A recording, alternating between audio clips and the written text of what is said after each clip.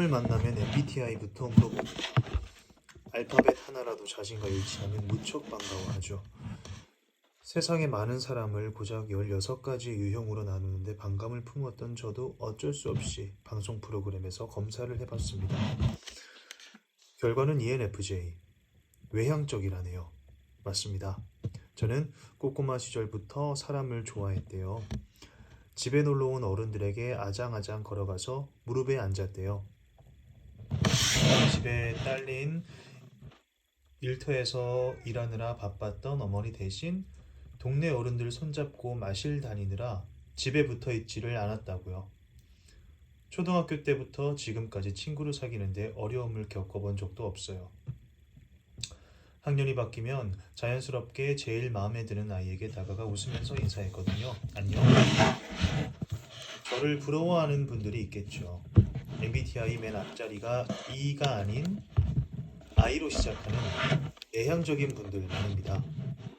하지만 부러워할 필요 없어요. 내향적이기 때문에 에너지를 모아서 적절히 쓰는 법을 알고 있을 테니까요. 그리고 다들 외향적인 사람을 좋아하는 것 같지만 실제로는 많은 이들이 조용하고 차분한 사람에게 끌리고 신뢰감을 느끼거든요. 23,400명 안팎의 초대 손님을 만나며 아침 토크쇼 프로그램을 진행하던 시절 제가 느낀 바도 그 점이었습니다. 사람들이 신뢰하는 유형은 따로 있구나. 요즘은 달라졌겠지만 예전에는 보험사에서 해마다 계약을 가장 많이 체결한 설계사를 보험 여왕이라 부르고 시상식을 했습니다. 실제로 미스코리아처럼 왕관을 쓰고 긴 망토를 끌며 행진하는 곳도 있었죠. 연말쯤 그분들을 초대해 이야기를 나눈 적이 있어요. 3년 연속 만나본 세 군데의 보험 여왕들에게는 공통점이 있었습니다. 내향적이고 말수가 적으며 목소리가 작은 편이라는 것. 그리고 보니 모두 체구도 자그마한 편이었네요. 옷도 참 얌전했고 차분하게 얘기 나누던 것도 공통점이었습니다. 목소리가 우렁차고 성격도 괄괄하며 유머 감각 넘치는 캐릭터의 보험 여왕을 떠올리진 않으셨나요? 보험에서 가장 중요한 것은 신뢰일 겁니다. 사고든 질병이든 뜻밖의 일이 생겼을 때 믿고 찾아가 의논하고 보험금을 받을 수 있게 도와줄 사람. 내성적이면서 꼼꼼하고 믿음이 가는 사람이겠죠. 어디에서 뭘 하든 마찬가지 아닐까요? 학교에서 졸업하고 사회로 진출하거나 대학원에 진학하거나 비슷할 거예요. 한 단계 앞으로 나아가고 한 계단 위로 올라서려면 면접을 보거나 시험을 치르잖아요. 그럴 때 가장 중요한 것이 역시 신뢰입니다. 이 사람들은 믿을 만한 사람인 것 같다. 믿어온 사람으로 보인다. 우리와 함께 일을 하면 제 몫을 잘하겠다. 그런 마음이 들게 만들어야 하지 않을까요? 토익 점수나 학점도 중요하겠죠. 하지만 최종 단계에 이르러 점수가 엇비슷한 상황이라면 결국 신뢰를 택하겠죠. 믿을 만한 사람으로 보이는 것, 자신이 그런 사람임을 알리는 게 중요할 겁니다. 무슨 말을 어떻게 해야만 그런 사람으로 보일까요? 우선 상대방이 하는 말을 잘 들으려 노력하자고 앞에서 말씀드렸죠. 한 걸음 더 나아가 믿을 만한 사람으로 보일 수 있는 팁을 드리고 싶습니다. 낮게, 천천히.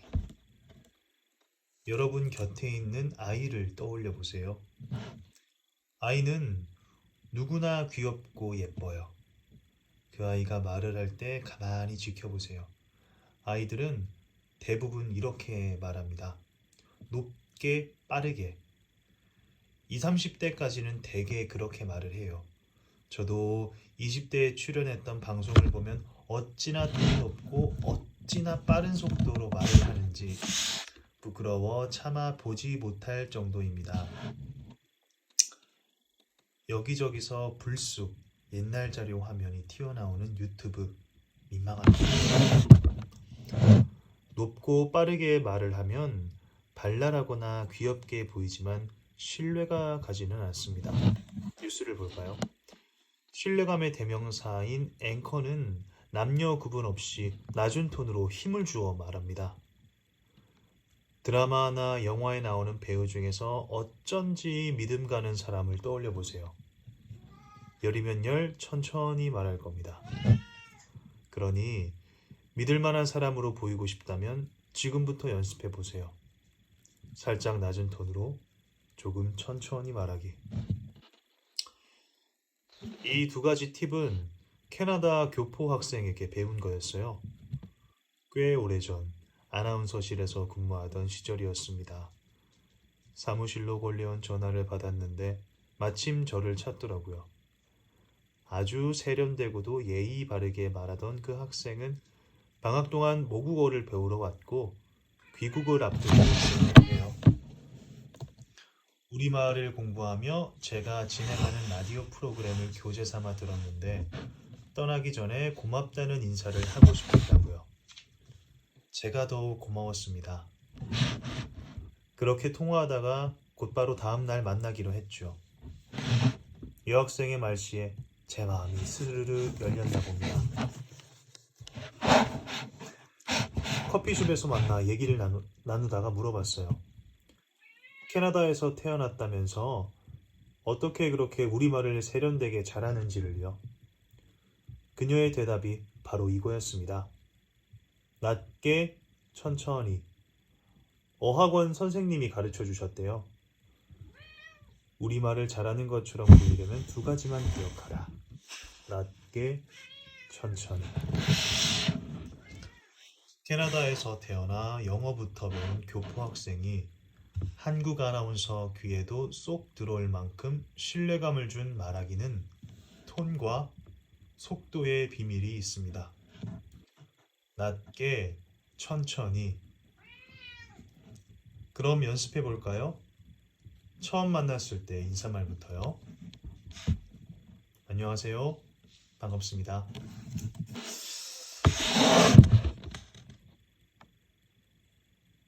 안녕하세요. 반갑습니다. 23,400명 안팎의 초대 손님을 만나며 아침 토크쇼를 진행하던 시절 제가 느낀 바도 그 점이었습니다. 사람들이 신뢰하는 유형은 따로 있구나. 지금부터 연습해 보세요. 살짝 낮은 톤으로 조금 천천히 말하기. 혼자가 아닙니다. 단어와 단어 사이 간격이 너무 넓다. 글자에 힘이 없고 글씨가 작아진다. 필적을 연구하는 분이 하신 인터뷰에서 들은 이야기입니다. 고립해 외톨이로 살아가는 사람들에게 나타나는 공통적인 특징이라고 해요. 사람이 외로우면 글씨까지 외로움을 타나 봅니다. 말도 확실히 그런 듯 합니다. 사람을 만나지 않고 입을 떼지 않으면 단어와 단어를 연결하지 못해 간격이 넓어지는 것 같아요. 말할 때 자신감이 떨어지고 입안으로 웅얼거리게 되고요. 그러니 목소리에 힘도 없고 말소리도 줄어들 밖에요. 말을 업으로 삼는 저도 혼자 지낸 주말에는 혼자 지낸 주말 뒤에 하는 방송에서는 진행이 매끄럽지 못합니다. 어떻게든 말도 하고 글씨도 써야 합니다. 2009년 김씨 표류기라는 영화가 개봉된 적이 있습니다. 담고 있는 의미가 아주 좋고 따뜻한 작품이었죠. 있을 수 없을 것도 같지만 어쩌면 있을 수도 있는 이야기. 빚에 시달려 한강다리에서 뛰어내린 주인공 김씨가 밤섬에 닿게 되고 죽으려 했던 마음을 고쳐서 살기 위해 애씁니다. 강물에 떠밀려 온 생활 쓰레기 중에는 의외로 건질 게 있었고 먹고 사는 데에도 도움이 되었습니다. 미래 씨앗을 심어 키워서 짜장면을 만들어 보자는 야무진 꿈을 품을 정도로요. 그런 김씨에게 어느 날 쪽지가 들어있는 밀폐된 병이 도착합니다. 알고 보니 밤섬에 있는 남성 김씨를 은둔형 외톨이인 여성 김씨가 지켜보며 응원했던 거죠. 외모 콤플렉스가 있던 여성 김씨는 방 안에만 틀어박혀 지냅니다. 컴퓨터를 켜놓고 홈페이지 관리를 하며 망원경으로 달 사진을 찍으면서요. 밤이 되면 집을 나와서 아무도 없는 공원을 달립니다. 그러다 어느 날 망원경으로 밤섬 김씨를 발견하고 응원하다가 쪽지를 보낸 겁니다. 밤섬의 김씨와 방 안의 김씨가 도시를 표류하다 결국 만나는 이야기. 저처럼 소통에 관심이 많은 사람에게는 아주 좋은 영화입니다. 섬에 있거나 섬 같은 자기 방에 있는 두 사람에게 필요한 건 소통이었습니다. 혼자가 아니다. 누군가 나를 지켜보고 있다. 나를 응원하는 사람이 있다. 섬의 김씨는 생각했죠. 혼자가 아니다. 누군가를 지켜보며 그 사람에게 응원을 보낸다. 방의 김씨도 생각했죠. 이런 느낌이 나를 살게 하고 이런 생각이 나를 일으킵니다. 혼자 있더라도 생명체에게 말을 거세요. 강아지나 고양이, 어항 속 금붕어도 좋아요. 영민이 안녕. 혼자가 아님을 느끼세요. 반려동물이 없다면 반려식물은 어때요? 물을 주면서 잎을 닦아주면서 말을 걸어보세요. 사랑을 주면 식물도 반짝반짝 빛이 난다잖아요. 반려견이나 반려묘가 없다면 무생물에게도 괜찮습니다. 오래전 영화지만 종종 언급되는 중경삼림에서도 주인공이 그러죠. 새 비누를 앞에 두고 말해요. 자포자기 하지 마. 한동안 괜찮더니 왜 또 뚱뚱해졌어? 그녀는 없지만 자신을 돌봐야지. 앞으론 너무 풀어지지 마. 살 빼고 반성해. 실현당한 자신에게 하는 독백이죠. 비누하고 말을 하긴 조금 그렇다고요. 인형을 옆에 안 쓰는 건 어떤가요? 나 혼자 산다라는 프로그램에도 윌슨이 나오잖아요. 윌슨은 캐스터웨이라는 영화에 등장한 배구공 이름이었습니다. 비행기 사고로 무인도에 표류하게 된 주인공은 이것저것 손에 닿는 대로 생존을 위해 이용합니다. 그래도 김씨 표류기 속 김씨보다는 상황이 낫습니다. 택배회사 직원이었고 사고 비행기에 택배 물품이 실려 있었거든요. 하나씩 개봉하는 마음이 얼마나 두근거렸겠어요. 그중 한 상자에서 나온 것이 배구공 윌슨이었습니다. 윌슨 덕분에 주인공은 무려 4년간 무인도 생활을 해나갈 수 있습니다. 혼자, 아니 윌슨과 얘기 나누면서요. 둘은 혼자서 윌슨과 싸우기도 하고 미안하다며 사과도 합니다. 윌슨이 없었다면 생존할 수 있었을까요? 물론 제일 좋은 건 사람을 만나는 겁니다.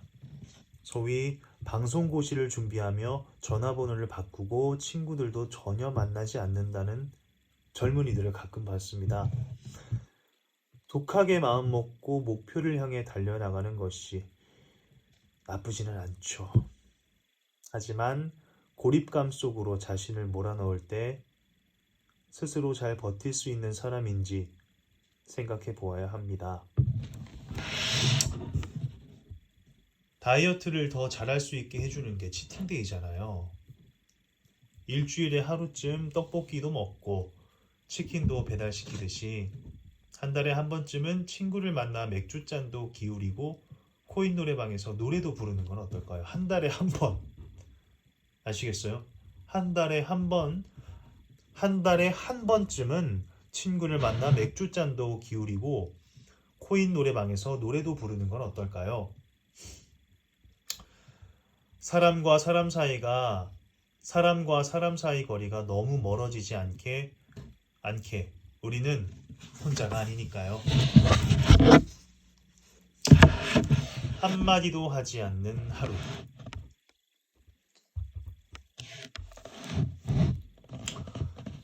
상대 없이 혼자서 말하는 게 쑥스러우면 이런 방법도 있습니다.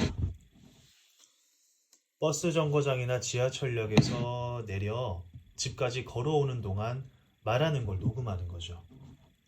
친구와 통화하는 것처럼 보이니까 다른 사람을 신경 쓸 필요도 없습니다. 자기 목소리를 들어본 적이 있나요? 방송인이 아니라면 자신이 말하는 걸 직접 들을 기회가 거의 없습니다. 스스로 어떻게 말하는지 알 길이 없죠. 하지만 스마트폰에서 녹음 버튼만 누르면 이제 누구나 자기 목소리나 말의 장단점을 판단할 수 있게 됐습니다. 처음에는 어색할 겁니다. 내 목소리가 아닌 것 같지요? 아나운서들도 마찬가지입니다. 이유가 있다고 합니다. 몸 안에서 울려나오는 소리를 듣는 내의와 몸 밖, 즉 입을 통해 밖으로 나오는 소리를 듣는 외의에 모인 소리가 합쳐져 들리면 우리는 내 목소리가 이렇구나 하고 느낍니다. 비유하자면 스테레오로 듣는 셈이죠. 이 중에서 내의를 제외한 외의의 소리가 바로 남이 듣는 내 목소리입니다. 녹음해서 듣는 내 목소리도 그것이죠. 스테레오가 아닌 모노라고나 할까요? 모노보다 스테레오가 더 풍성하게 들리듯이 남이 듣는 내 목소리보다 내가 듣는 내 목소리가 훨씬 좋게 느껴지기 마련입니다. 그러다 객관적인 내 소리를 들으니 인정할 수 없는 겁니다. 그럼 어떻게 할까요? 모노를 스테레오로 만들어야죠. 이 책 뒷부분에서 다루겠지만 발성이나 발음 훈련을 하는 이유가 거기에 있습니다. 좋은 느낌, 풍성한 울림을 갖춘 멋진 목소리는 노력으로 어느 정도 만들 수 있습니다. 그중 하나가 바로 녹음하기입니다. 그런데 녹음한 내 말을 듣고 내가 판단하기란 쉽지 않습니다. 그럴 때는 다른 사람에게 부탁해 보세요. 학교나 학원, 선생님은 말하기에 관심이 많을 겁니다. 선배나 동료, 친구 중에서도 말을 아주 조리 있게 잘하거나 남의 말을 귀담아 들을 줄 아는 사람이라면 판단해 줄 수 있을 겁니다. 아침 토크쇼에서 만났던 한 교수님 이야기를 해볼까 해요. 한국인이 세계 최고 명문대 합격하는 것은 예나 지금이나 기쁜 일이겠죠. 오래전에 그 교수님도 그랬답니다. 부푼 마음을 안고 미국 뉴욕에 갔는데 외로움과 괴로움이 동시에 덮쳐오더랍니다. 한국인은 단 한 명도 없고 수업은 물론 수다도 영어만 통하는 상황. 지금처럼 영상통화는 아예 없고 국제전화 요금도 무시무시하게 비싸던 시절. 한국어로 말하고 싶어 미칠 지경이더랍니다. 외로움이 쌓여갔겠죠. 아이디어도 좋고 개성도 있어 원래는 자신감이 넘쳤지만 세계 각국의 천재들만 모인다는 곳에서 자신은 보잘것없더랍니다. 괴로움이 더해갔겠죠. 그랬던 분이 10년을 버티며 졸업하고 학위를 받고 강의까지 하게 된 비결이 다름 아닌 혼자 말하기였답니다. 저녁이면 수업 도구인 비디오 카메라를 원룸 한가운데 두고 녹화 버튼을 눌렀답니다. 더러는 울었고 때로는 웃었겠지요. 그렇게 혼자서라도 말을 했기에 미치지 않고 무사히 졸업한 후 귀국할 수 있었다고 합니다. 그때는 테이프 값이 아까워 녹화한 걸 지우고 그 위에 또 녹화했대요. 그걸 다 남겨뒀더라면 의미 있는 기록이 될 수도 있었을 텐데 하며 후회하시더라고요. 텔레비전 또는 동영상을 보거나 라디오를 들을 때 남의 말을 분석해서 듣는 것도 도움이 됩니다. 영어 공부할 때 귀로 들을 줄 알아야 입으로 말할 수 있는 것처럼 남의 말을 제대로 들을 줄 알아야 입으로 말할 수 있는 것처럼 나의 말 영어 공부할 때 귀로 들을 줄 알아야 입으로 알아야 귀로 들을 줄 알아야 입으로 말할 수 있는 것처럼 남의 말을 제대로 듣고 분석할 줄 알아야 나의 말도 잘할 수 있거든요. 그렇게 하루 이틀 하다 보면 말하는 것이 어색하게 느껴지지 않을 때가 옵니다. 그럼 이제 시작입니다. 말하기에 자신감이 붙은 거니까요. 혼자 있다 보면 말을 한마디도 하지 않고 하루를 보내기도 합니다. 혼자 사는 사람이 재택근무를 하며 컴퓨터 자판을 두드리는 일을 한다면 어떨까요? 입을 닫고 일을 하니 입을 열어 말하는데 두려움을 느끼게 되는 건 느끼는 게 당연할 겁니다. 그런 분들에게도 자기 말 녹음하기를 권해드리고 싶습니다. 한마디라도 좋으니 매일 녹음하고 들으며 고쳐보세요.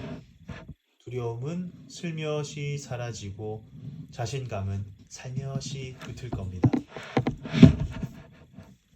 너는 봄날의 햇살 같아.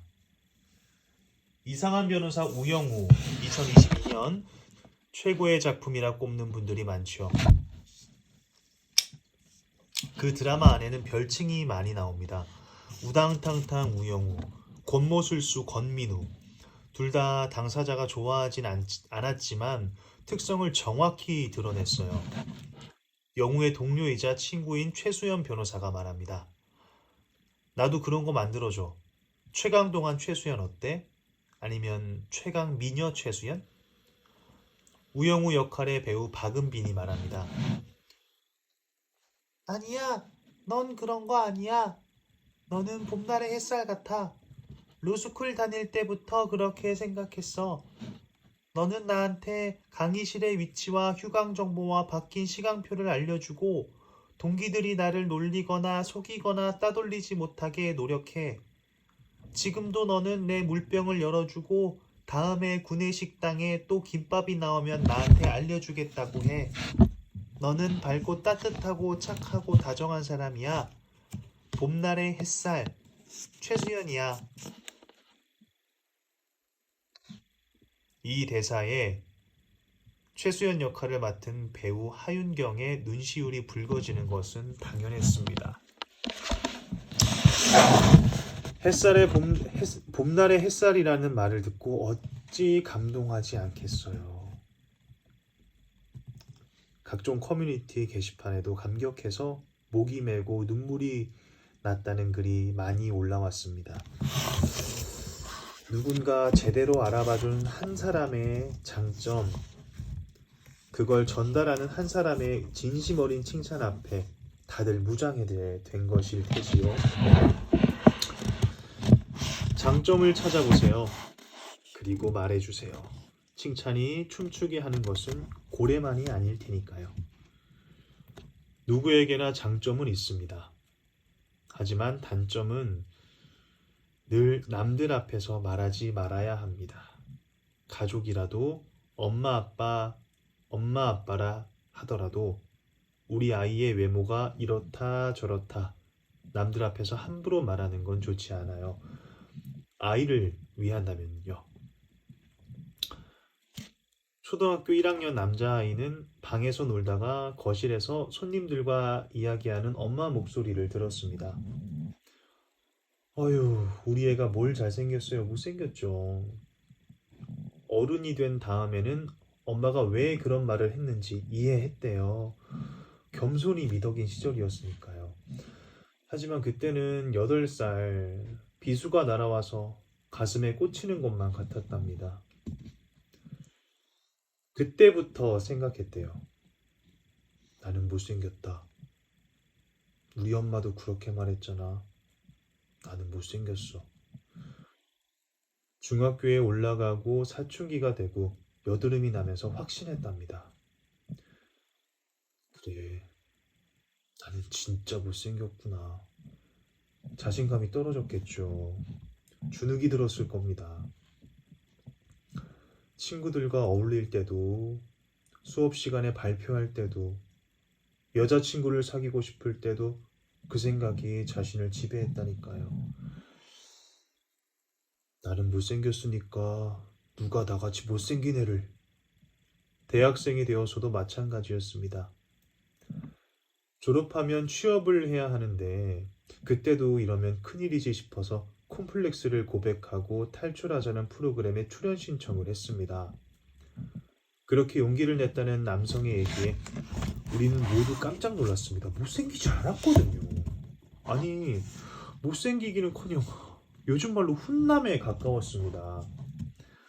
여드름 자국도 말끔하게 사라져서 피부도 매끈했고요.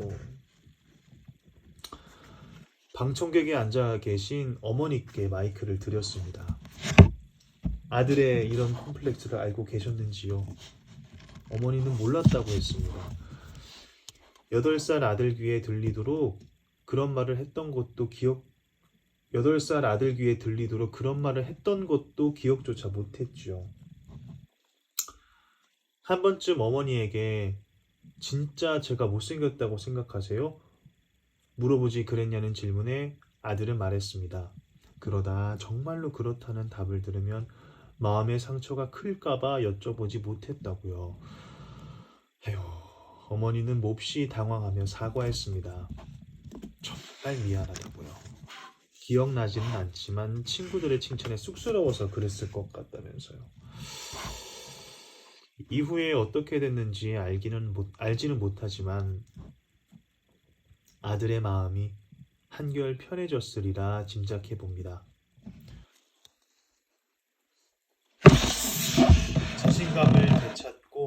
자신감을 찾고 자아를 발견해 세상으로 나아갔을 거라고요. 무엇보다 어머니와 진심으로 화해했을 거라고요. 말의 힘은 그런 겁니다. 이렇게 말하는 순간 이렇게 되고 저렇게 듣는 순간 저렇게 되기도 하니까요. 2022년 봄 러시아가 우크라이나를 침공한 시기에 있었던 일입니다. 졸지에 난민이 되어 급히 고국을 떠나온 여성이 있었습니다. 갈 곳 없는 그녀를 받아주겠다는 사람이 영국 런던에 살고 있었답니다. 생과 사의 갈림길을 간신히 빠져나온 상황, 불안과 초조함에 떨던 그녀를 맞이한 런던 집주인의 첫 마디는 이거였습니다. 당신의 집에 온 것을 환영합니다. 그 순간 그 한마디에 정말 내 집에 온 것처럼 마음이 편안해졌다고 난민은 고백했습니다. 언어에는 놀라운 힘이 있어요. 그렇게 말하는 순간 그렇게 되기도 하죠. 윤영호, 윤지영 씨의 인터뷰집 우리는 침묵할 수 없다에 나오는 이야기입니다. 이처럼 한마디 말은 생지옥을 경험한 사람에게 천국을 보여줄 수도 있고 졸지에 누군가를 마음고생 지옥으로 밀어넣을 수도 있습니다. 당신은 상대에게 어떤 세계를 열어주는 사람인가요? 내비게이션을 끄세요. 옳은 소리라도 엄마가 하는 말은 왜 잔소리로 들릴까요? 세상에서 엄마만큼 나를 사랑하고 아끼며 속속들이 잘하는 사람도 없는데 말입니다. 내가 듣고 싶지 않은 때에 듣기 싫은 말을 해서 그런 것이겠죠. 좀 더 정확히 말하자면 들어도 그만 안 들어도 그만인 이야기를 자꾸만 시도 때도 없이 하기 때문입니다.